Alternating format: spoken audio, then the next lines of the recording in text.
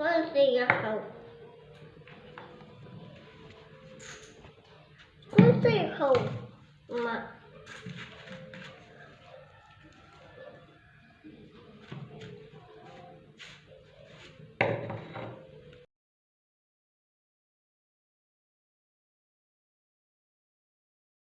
سلام واحلى سلام لصديقاتي، نتمنى تكونوا كامل بخير.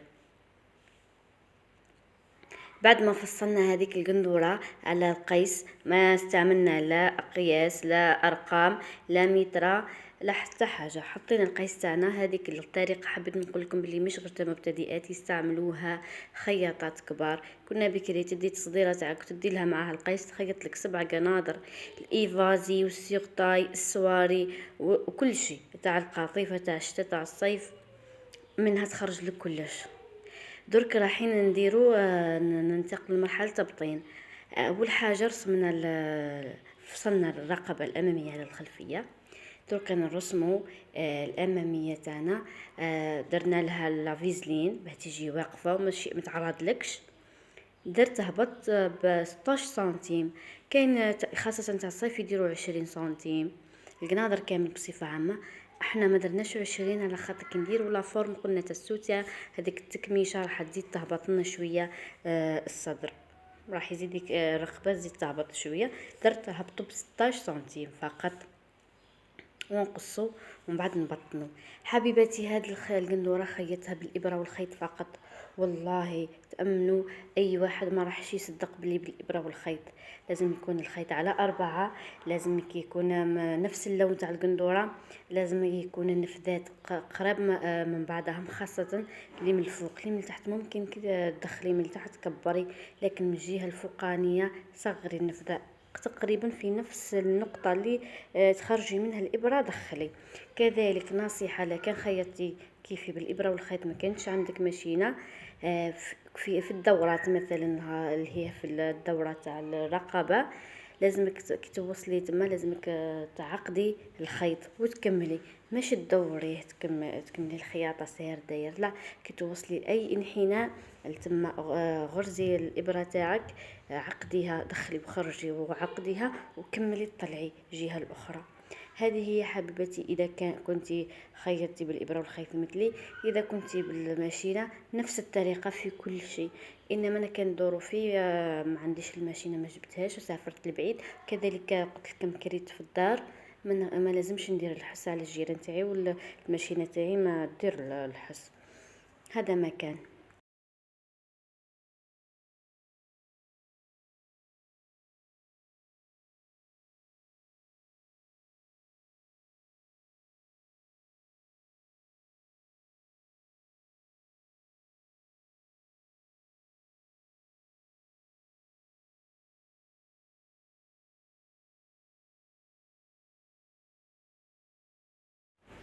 الفيديو هذا راح يعلمك التبطين بأسهل طريقة وباحتراف. من الافضل حبيبتي كان ما متواجدش عندي هنا هذا ما جابوهوليش شريط الفيزلين.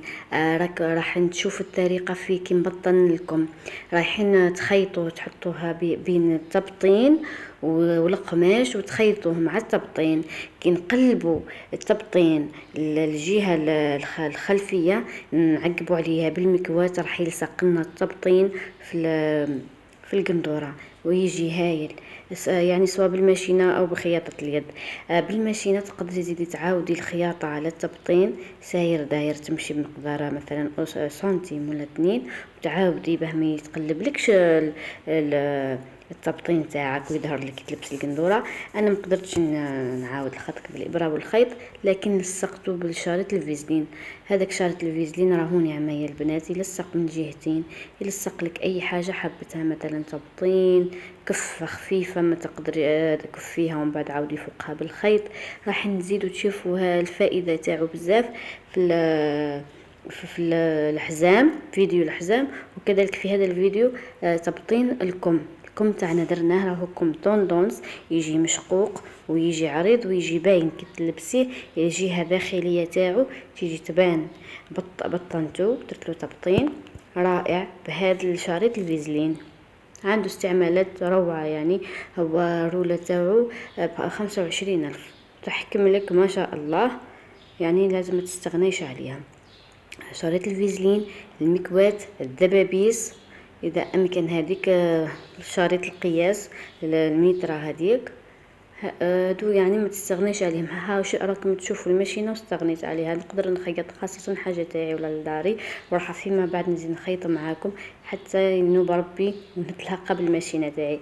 هذا يعني ميساج لاي وحده حبت عندها رغبه في الخياطه، ما عندكش ماشينه مثلا، ما تسوفيش، ما تاجليش، ابداي نوضي حبيبتي، تعلمي الخياطه. ما تيجي تشري ماشينه تاعك باذن الله ويكتب ربي راكي تلقاي روحك متعلمه. خيطي، متعي روحك. لكن عندك رغبة في الخياطة، هي نعمة كبيرة، نعمة كبيرة. الرغبة فقط تحتاجي. اما حاجة اخرى سهلة قدامك. شفتي زي ما حطيت القندورة على القندورة وقصيتها بكل سهولة. هذا التبطين راه روعة، لعبة كأنك تلعبي. تخافيش، خيطي قندورة لك، خيطي قندورات لبنتك، عاودي قطعي قندورة تاعك قديمة وعاودي قصيها، فصليها لبنيتك، جيبي قيس قندورة تاعها وفصلي عليها وخيطيها لها. هذا تدريب راح يخرجك محترفة. وراهم هاد القاعدة يديروا شغل الطريقة تاع تحطي قيس وتفصلي عليه، راهم يديروا بها خياطات الدرك كبار، خياطات بلا ما تضلي تقيسي وتهبطي خط الخصر والارتفاع ومنه والكتف ودورة الإبط وحردة الإبط. هذيك تخافي منها، جبت لك هذه الطريقه سهله. نوضي، ما عندكش سبب اخر. كما قلت لكم حبيباتي، الا كان خيطتي بالابره والخيط حاولوا، ها مثلا كي تجيكم جهه مغايره للون ما تدخلوش فيها، عاودي دخلي في نفس البلاصه حتى تتفاديها، وصغري النفذات من الفوق. والله جاتني ما بينش خلا، روعه. لقيت ايجابيات باه خيطت خيط الابره فيها ايجابيات طبعا. الوقت راهي ما تشدش ابدا، هي ما تشدش. الحس كما قلنا مثلا بنياتي صغار راقدين نقدر نخيط هذاك الوقت، هو المثالي، ما نوضهمش بالحس. كذلك انا كنت نعاني من تقطاع الخيط وما نعرفش ريق الماشينه تاعي، تقطعت على الخيط وتكسرت على الابره، تهنيت منهم. راح كان كامل الوقت يتفصل، ما عنديش مشكل معاه، يضيع لي في الابره نبدلها وتتكسر لي الخيط، تشبك لي. راني هذه عفاتني من كل شيء، حتى نولف على الماشينه تاعي ونشري ماشينه مليحه ونولف عليها، ما راحش نقعد مربع يديا. بعد ما قلبنا التبطين الداخل، نجيو للجهه الاماميه ونخيطو، نعقبو الخيط ساير داير باه يرقد لنا هذاك التبطين ولا فيزلين.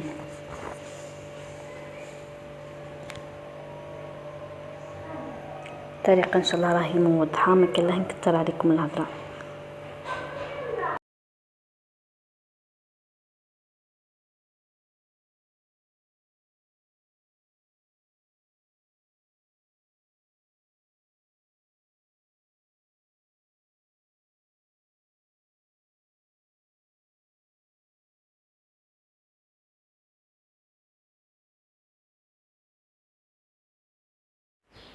صديقاتي، درت لكم هذا الموديل تاع المنمر، راهو طوندونس هذا القماش، درت اضافه الى الكم الريش، راهو طوندونس كذلك، ولا فورم تاع الكم بحد ذاتها راهي طوندونس. وكذلك درت لكم لا فورم سوتيا باسهل طريقه، بلا قوانين، بلا ما تطلعي وتقصي وتهبطي. كما قلت لكم لازم شرطها الحزامات فقط، ديري حزامات وتكون الصدر يعني من الاول نتفاهموا، ما تهبطيهاش بزاف، 16 سنتيم تكفي. هذا مكان بعد تهبط في الكشكاشه كما قلنا. لكن يعني الاهم في هذا الفيديو هي الافكار الجديده، الموديل تقدر ديري واش تحبي. الاهم يعني في الطريقه حبيبتي، انا هذه الطريقه مفيده جدا، تدريب رائع لاي وحده تهاب من المقص، تهاب تقيس مره روحها من بعد تيجي هذيقه، ولا تقيس وترجع لها عريضه. حطي قيس مثالي تاعك وتوكلي على ربي وبداي قصي. اذا كنتي ما فيهاش قصه مثلا القندور تقول حطيها كامل القيس المثالي وقصي من الفوق لتحت وكملي قندورتك. حبيبتي كان كيما انا تخيطي بالابره والخيط، كي تبداي اول بدايه لاي بلاصه، سيرتو هذيك ليكون هذوك كيما نبداو مثلا من الكتف جهه العنق، لازمك تعقديها مليح، تدخلي وتخرجي الاماكن اللي مثلا يدخل فيها مع راسك يدك راح يتيخوا معاك يتفلقوا، لازمك تما تبازي عليهم، تعاودي فوقهم الخياطه مليح. كذلك إلا كان ما عندكش ماشينة وحتخيطي بالإبرة والخيط كيفي، حاولي ما ديريش الحاجة ضيقة. مثلا درعيك الدرعين الأكمام ما ديريهمش سيغ ميزيغ، مثلا خاطك كي تلبسيهم راح تفتق هذيك الخياطة، راح تبان معاك. لازم تيجي شوية مرحرحة شوية تسيحة حبيبتي. لازم نقولوها شغل نتأقلموا مع هذا الخيط وش يخرج عليه نديروه. راحش ديريها سيغ ميزيغ ومن بعد هذاك الخيط راح يتفتق لك ويبان لك. هذيك تعودي بالماشينه ديري شويه. اصلا هي ديك الندوره كتان لازم تيجي شويه مرحرحه، تيجي شويه هكا مبورده متهاويه، ما تيجيش يعني على العطاي.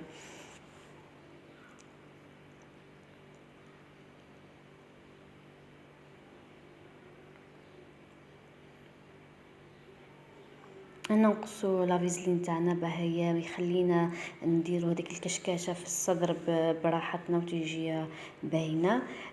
كي تعود عندك موديل تاع قالو مثلا راح تلصقي قالو ولا راح ترشمي رشمه، تما ما تقصيش هاد لافيزلين، راح يخلي لك الصدر واقف والقالو يجي واقف. لكن حنايا رايحين نديرو هذيك الكشكاشه تاع لا فورم سوتيا راح يديرونجينا. هاد الطريقه هذه تاني قلت لكم شريط الفيزلين ديروها قبل ما تلصقوا الرقبة الخلفية مع الأمام، ديروها كإضافة. إذا كان عندك ماشينة راح تعاودي تخيطي على بعد 2 أصابع، تعاودي تخيطي خط دائري يلصق لك الآخر التبطين.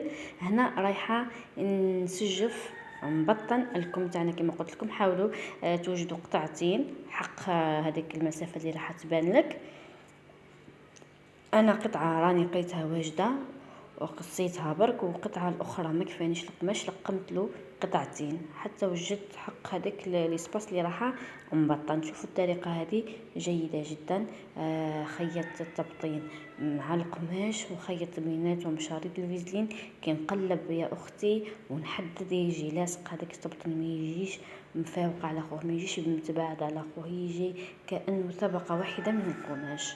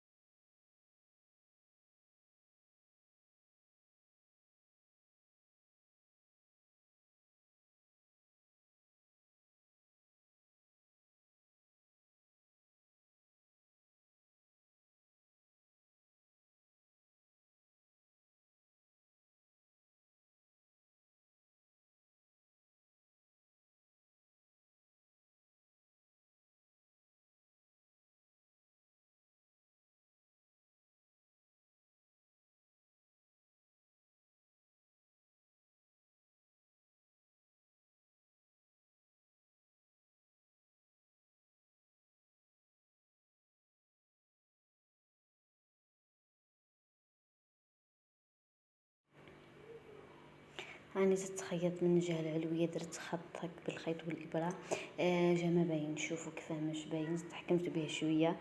راني حاكمة بالشريط الفيزلين، ولكن ربما مع الوقت مع الغسيل ممكن يتفسخ. درت هذاك خط من الفوق خيطته. هذه قلت لكم خيطتها كامله بالابره والخيط بيدي.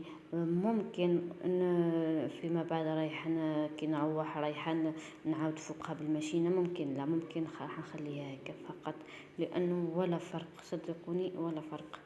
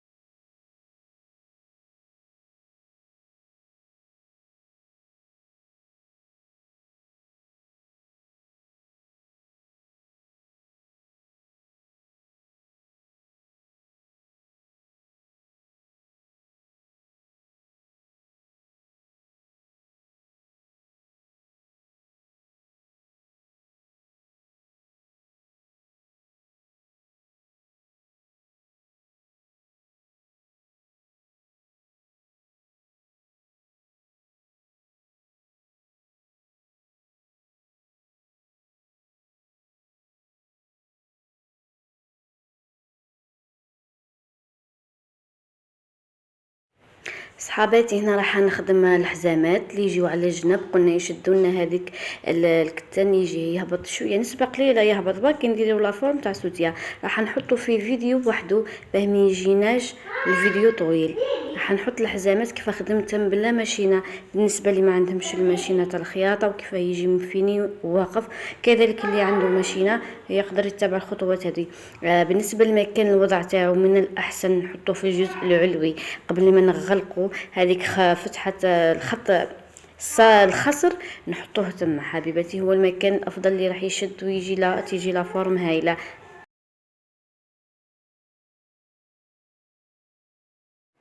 قلنا حبيباتي الحزام راه يتركب كي نعودو رايحين نقفلو هذيك الجهه العلويه تاع القندوره نحطوها في الاخر جهه الخصر في صلبنا في القصه هذيك نركبوا الحزام راح يجي هايل راح يشد لك لا فورم يجي روعه. انا بعد فات ما خيط هذيك الاخرى كان هذا الحزام ما وجد ليش ودرت الفيديو خيطته في يعني تحت هذيك خط الخصر في الجهه السفليه جاني ايضا مليح. لكن من الافضل والاحسن حبيباتي الحاجه اللي درتها مليحه نحطها لكم واللي الافضل نهضر لكم عليها. ماذا بيا تجي قندوره خير على تاعي. ركبوه مثلا الحزام من الجهه العلويه في مقطع ما راني في الاول راني درت لكم الاشاره وين في خط الخصر تخيطيه في الجهه العلويه. شوفوا الطريقه راح نجربوا الحزام تاعنا. انا جربت مانيش حافظه هذيك الجهه تاعو بقيت نجرب قلبت القندوره على وجهها الحقيقي وبديت نشوف كيفاه الوضعيه تاع الحزام تيجي. هذيك الخياطه تاع الحزام تيجي من الخلف والجهه الملسه تيجي من الامام. جربت ولصقته بالزيبانجل هذوك ومن بعد دخلته لداخل. لازم نركبوه من الجهه الحقيقيه تاع القماش من وجه القندوره نركبوه. شوفوا زيما نركبوا بلي زيبانجل ومن بعد نقلبوا لداخل ونخيط ندخلوا نقلبوا القندوره. لكن هو نخليوه منه واش الحزام يجي على من الجهه الاماميه يجي كيما هكا يجي يجيناش لداخل مخفي. نخليوه ونقلبوا القندوره ونخليوه هكيك. هو راه مثبت بلي زيبانجل الجهه تاعو راح ما تتحركش. شوفوا زيما وها يقعد لداخل. فهمتوا عليا راهو مثبت. شوفوا جهات لي زيبانجل مازال راهو حاكم هنا. نخيطوا نهبطوها مع